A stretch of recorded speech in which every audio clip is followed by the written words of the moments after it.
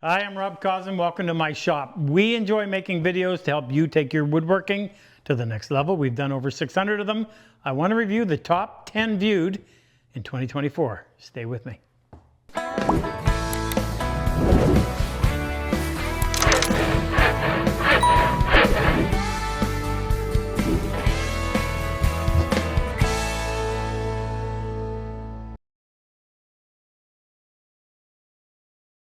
All right, starting at number 10. Now, I can't remember all this stuff, so I got to use my cheat sheet. Number 10 was the Cosman Workbench. Cheap, easy, and the best workbench ever. I don't do the titles. Published on June 1st of 2020, so it's been out there for 5 years. Received 61,387 views in 2024. Provides an overview of our workbench. Now, I actually brought one in to show you a little bit about it. We've had this design since about 2012, 13. We now actually produce them and sell them, but we also sell the plans and all the parts, and people make their own. And we constantly get lots of feedback, how easy it was to build and how good of a bench it is for the time and money invested. So the top is now actually some great improvements have come, and then if you're about to build a bench, you might want to consider this. We now have access to water-resistant MDF. In fact, we'll leave a link on that because we did a video testing regular MDF against this water-resistant. They make it for outdoor signs, so you know it has to stand up to weather. We use 1 inch. There's 3 pieces put together. And we actually have a press that we had made now. A friend of mine, Chris Davenport, designed this for us. And it gets those bench tops. We advertise them to be within 0.010 of an inch from end to end, but some of them are closer to 2 thou. It's really incredible. That's like the foundation of your house being square and level. Everything else works beautifully. So nice heavy top. We use Baltic birch on the base, which if you're going to use plywood, this is the best of the plywoods. All the pieces are the same material, unlike so many plywoods which use a weed in the middle and then put a little thin veneer, thinner than paper, on the outside. This is essentially solid birch, just happens to be glued up in different directions. Real easy to put together. I used to say you could do it in a day. Maybe if you're a new woodworker, it might take you a weekend or two, but not much more than that. And the funny thing was, when we started this, we called it the $100 workbench. Prices have gone up. Not $100 anymore. That was excluding the vise, by the way. Speaking of which, we use a Schoberg vise. It takes maybe 20 minutes to attach, and it's a fantastic vise. And the reason is, A, it's easy to install. B, it has the ability to remove all the racking. So when you tighten, it doesn't twist out of the line and then leave part of the board flopping out here. We've added this new material. This is called Crubber. At least that's what Luther calls it. And it's a combination of rubber and cork, self-adhesive, and it does a really nice job of holding onto your workpiece and also protecting it. So if you're looking for a workbench and you've got minimal skill, minimal tools, you can do this one in, we'll say, 2 weekends. Great bench, great starter bench. Check it out. Yeah, number 9. Sharpening plane blades and chisels in the real world. It was published on September 9th, 2023. Received 75,145 views last year. And it's my freehand method. I want to show you how simple this is. I'm not going to go through all the details in the video because you can watch it. But here's a 1/4 inch chisel, which, by the way, the narrower chisels, you've got to be a little more careful. So I've got 2 stones. I've got a 1,000 grit and a 16,000. I come over to the 1,000 grit, put my finger right there, find the primary bevel, which is approximately 25 degrees, come up just a little bit, do little short strokes. If you try to do this with a narrow chisel, you most likely will end up skewing it, angling the edge. You do that for about 5 to 10 seconds until you can pick up a slight burr in the back side. So I can feel that burr and you can see it if you can see the vantage point that I have. Step over here. Set it down on the same primary bevel, come up just a little bit higher than you did on the previous stone. Do some little short strokes. You can see I'm making contact over the entire edge based on the shadow it's leaving. About 5, 10 seconds, whatever. Flip it over, drop this down first and lower it. Take a few seconds to remove that burr. Sometimes it sticks. It's easier to pull than it is to push. That's all there is to it. Wipe off the water.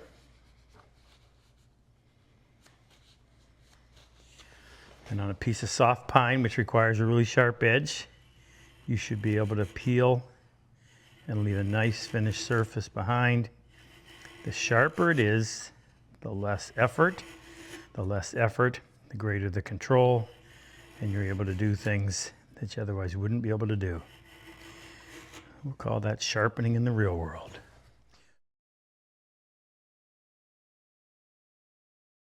On to number 8. Why your shooting board won't work. This one has received 77,819 views in 2024. Now, if you watch any of my videos, my shooting board gets used all the time. And the only reason I don't leave it up here is because it gets in the way when I'm not using it. But it sits right there and it's really close. I'm one step away from it. But as effective as it is, there's a few things you have to know in order for it to work properly. And I'm just going to hit a couple of the highlights real quick. Number 1, it's so hard to hold a plane like that. There's really no provision for your hand. And if you've got to do any amount, you're going to tear your palm up. So Jake, my son, developed this. It's become one of our best-selling products. It's called the Grip. It involves drilling a hole in your plane. If you can't handle that, you won't want to see this. But as long as you treat this as a tool, this is the way to make it even better. That locks in place, gives you lots of control. This obviously has to be square. It has to be square this way and has to be square in plan view this way. Now the one that's tricky is getting it square this way. And what often happens is when people build their shooting board, that gets out of square. And I figured out why. You've got 2 pieces of wood glued together. In case you're not aware, you have to have this piece so that the board or the piece you're working on is elevated so it gets into the blade. The blade doesn't go all the way to the bottom. We have a little rabbet or rebate right there that runs below the blade so you're not eating away at your shooting board. What would happen is over time, the shooting board would cup like this. And when it cups and this ends up bridging between the 2 high spots, it tips out. So we purposely build ours over on a form so it's like this so that the weight is always resting on the wide part of the plane is always balancing on the wide part. If anything, when you push down, you flatten that out a little bit, but it always keeps it standing square. And that's so critical. Why use a shooting board if you're not getting your stuff square? Anyway, the video goes through common mistakes. I'm sure it'll benefit you. If you're having trouble with your shooting board, check that one out. So number 7. Why your hand plane won't work. We published that one January 1st, 2024, a year ago. And last year it received 77,395 views. How come your plane won't work? Well, first I'll tell you this. I'm using a piece of hard maple because every once in a while some old Joe Schmo curmudgeon comes out of the woodwork, tell us how we're doing it all wrong. And if he was here, he'd show us how to do it right and blah, blah, blah. Oh my. Hey, we do these for fun. You enjoy it. But if you have a good plane and you're not producing a surface like that with shavings that come off with lots of control, nice and uniform, see if I can get one nice and uniform like that, then it's probably just something most likely in your sharpening. So go back and review 32 seconds of sharp first and then watch this one and maybe you can find out what it is that's just not clicking for you. But if it's a decent plane, it should work and you should be able to produce a surface that you cannot improve on. Check that one out. So the title of number 6 was How to Edge Band Plywood, You've Been Doing It All Wrong, or something like that. I don't come up with the titles, he does. And the negative titles always seem to get the most attention. Maybe that's why he does it. How to Edge Plywood, it was released, we shot it on the 15th of August, 2020. Last year, it had 89,075 views. And I go through and I just show you our method of edge banding plywood. And as I'm standing here in my shop, I can look in any direction and see multiple examples. The tool cabinet that we're making, this one half's not finished, is all MDF core maple with a bird's eye maple edge band on it. And there's several different ways of doing it. You can put it so it's lapped between 2 pieces of veneer. You can make it so it's noticeable, whatever. But anyway, good information. And my friend Mel, not Mel, but Ahmed down in California had a lot to do with that one too. Check that out. Okay, number 5, top 10 wood species for fine woodworking. This was published in March 10th, 2023, received 95,142 views last year. And I went through top 10. I just want to give you a quick little overview. So here's two of my local favorites. I'll say something about them, but first I want to show you this. So there's some really wild stuff. That's black and white ebony. Just really incredible stuff, but my goodness, it's so hard to dry. It's all checked and cracked, but I can make some saw handles out of it. There's our wood. There's our ode to Super Dave Benson. This is Vera wood. And you go cut that on the bandsaw, you'll have a little pile of yellow sawdust. Come back a little bit later and it'll be a little pile of green sawdust. How fast it oxidizes. But it gets a beautiful, beautiful green, emerald green.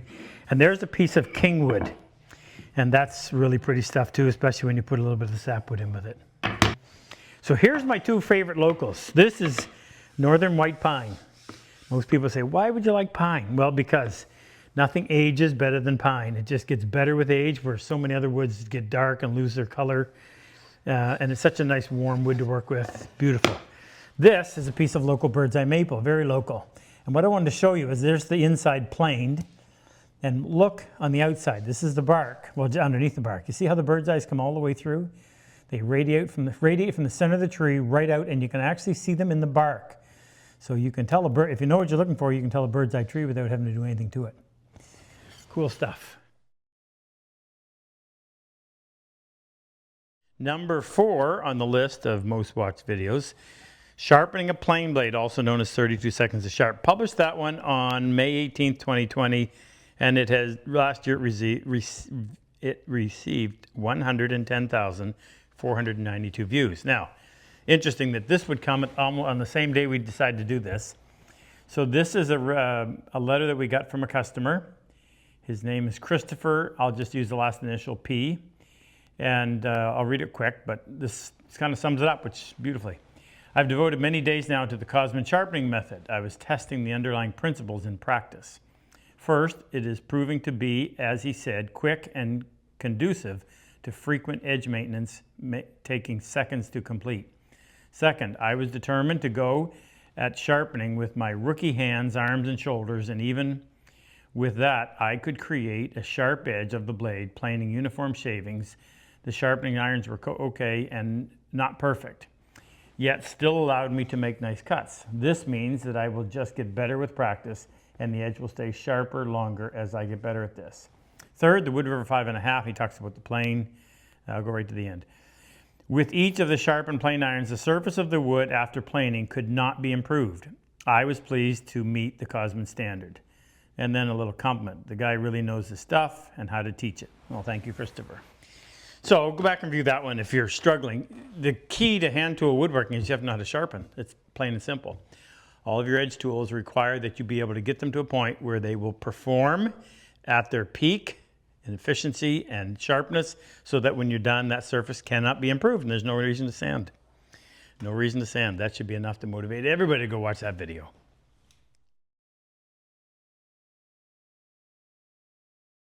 Number 3, how to cut dovetails by hand, a new approach, 2020. We published that one on the 16th of July, 2020. It received 111,551 views last year. This is one of our most popular videos year after year, which means obviously it does well every year. Popular topic. So why do we keep regurgitating it? Well, we're not regurgitating it. There's something new all the time. I do this a lot, and I teach it a lot. So we're always looking at what people are struggling with and trying to come up with ways of improving it.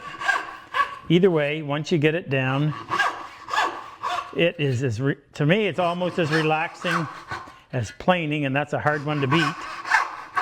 But a nice sharp saw that's easy to control, little teeth up front to start the blade, sails through the wood, just so much fun. So much fun. Check that one out. Don't let that one go by. Number 2. I got a lot of feedback on this one. Lots of questions, comments, criticisms. 10 wood species not to use in woodworking projects. This was published on the 25th of July 2023, and it had 212,602 views last year. Well, let me just go through that a little bit. So, I've been woodworking since I was a child, coming up on 60 years. And when I was working as Dale Niss's assistant, I got exposed to more woods than I thought were even in existence. And Dale was a great, not only a great woodworker, but he was a connoisseur of fine wood. And he would travel all over the world and bring stuff back that in some cases there was only one source of. Chittenden burl, which comes out of southeastern United States, which is this beautiful yellow burl. Anyway, I digress. Here's two examples of woods I do not like. Start with this one. This is American red oak. It's coarse. When it shows up as the main wood in most fast food restaurants, it's probably past its prime. Really popular in the 80s, 90s. Most every house had oak staircases, oak stairs, oak floors. It'd still be used, but as far as a furniture wood, I think we can do a whole lot better. Extremely coarse. Now this one's Purple Heart. I get a lot of flack over this one. It's a very difficult wood, has a high silica content. It's just a miserable wood to work. Yes, the purple is really pretty, but you'll notice that it fades, and there are people that argue, well, I've got examples of how bad it fades. Take your pick, use what you want. I was just giving you my opinion. So, number one. Notice I didn't stay at the beginning. Stick around to find out what number one is. Figured if you're going to watch, you'll watch. Interestingly enough, the top videos always seem to be the one that carries something negative in the title. Number one, tools not to buy. Learn from my mistakes. We did this one October 24th of 2023, and this past year it received 300,332 views. So let me just reiterate a few in case you didn't see it. I picked out three. Number one is, not number one, but the first one is a number 4. And this is still being advised by people that say, oh, this is a plane to start with. No, it is not. It's too narrow, it's too short, it's lousy on the shooting board, it's a small plane. Why would you bother? If you know how, by the way, the secret is, if you know how to sharpen, you're not going to notice any more resistance pushing a 2-inch wide blade than you would pushing a 2 3/8 inch wide blade. You want weight on your side, you want a little bit of length, particularly in the shooting board. This is not what I would recommend first plane be. By the way, just for comparison, this is a 5.5. It's almost 15 inches long. The blade is 2 3/8 inches wide. It's heavy, weighs over 7 pounds, which when you're moving something through a piece of wood, it's nice to have that extra oomph. And it works extremely well on the shooting board because you have enough length and mass. And I want to explain why length is important or needs to be taken into account. When you're shooting something, you can't start back here.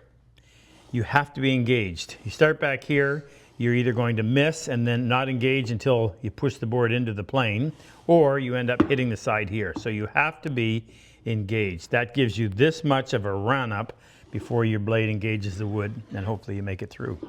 All right. This one. I represented a company in Canada for 7 years, and they said, no, this is the best. This is the plane everybody should start with. Not by me.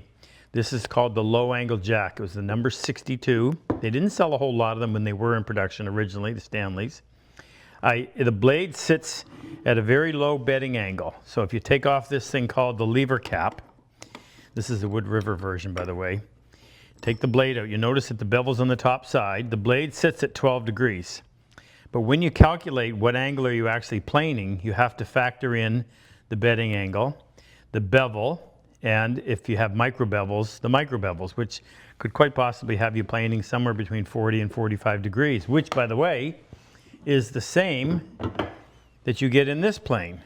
Traditional bench plane, when you remove the lever cap and take the blade out, you'll notice that the bevel's on the bottom side and the angle of the frog is 45 degrees, so the bevel does not get factored in. You're planing at 45 degrees versus maybe as low as 43, but most people, like I said, with their micro bevels could quite possibly be anywhere from 40 to 45. I don't like the fact that the adjustment knob is down low.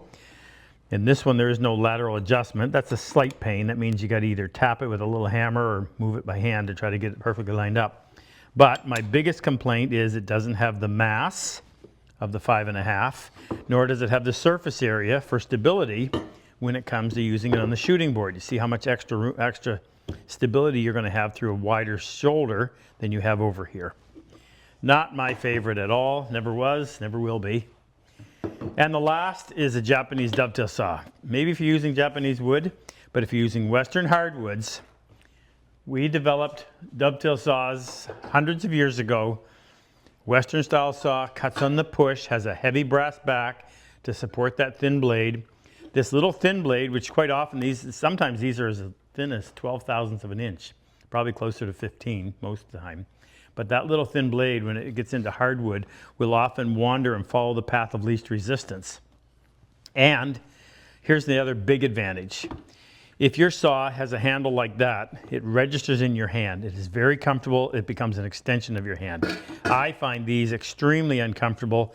Pressure on the top side of my hand, it may be just my hand, but you don't have that same grip. You don't have that same textile, that tactile feel. Not my... And I've been there. I used Japanese saws for a while in searching for a better Western style saw. Did this help? Maybe it'll encourage you to go back and look at a couple of those. Love your comments. Keep them positive. If you don't like something, just say, I don't like it. We all can have our own opinions, but be nice in the comment section and I'll respond. Until we see you again, enjoy. If you like my work and enjoy my style of teaching, click on any one of these videos and help take your woodworking to the next level. I've always said, better tools make the job so much easier. If you click on the link below, the chisel and plane icon, it'll take you to our site and introduce you to all the tools that we actually manufacture right here in our shop. It'll also give you information on our online and in-person workshops.